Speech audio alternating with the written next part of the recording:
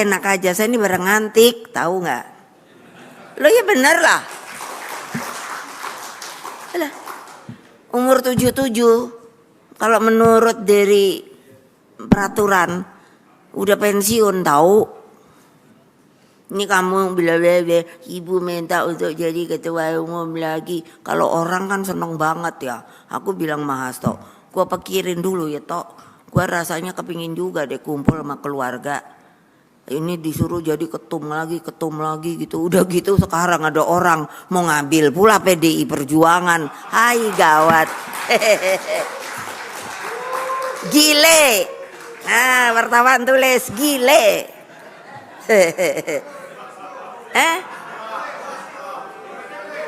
Apa? Enggak dengar.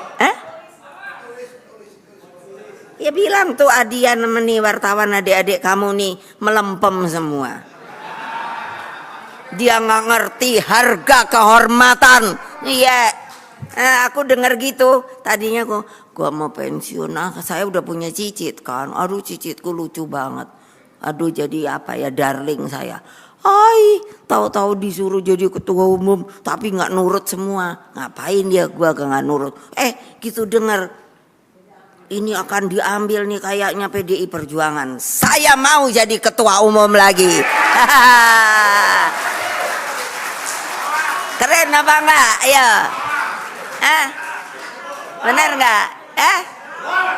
Loh. Tapi kan mesti turut perintah saya, no. Iya makanya manis-manis aja sama saya. Lo mau gosok-gosok orang, lo gosok deh wartawan. Keren gak? Nih mau 17 Agustus lo, gua jadi gila dah. Gila, dipikirnya saya takut. Lo keren. Kalau saya dipanggil sama KPK, kamu pada ngikut semua ya? Gile.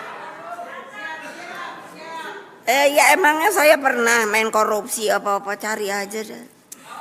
Sampai capek deh aku mikirin deh, aduh.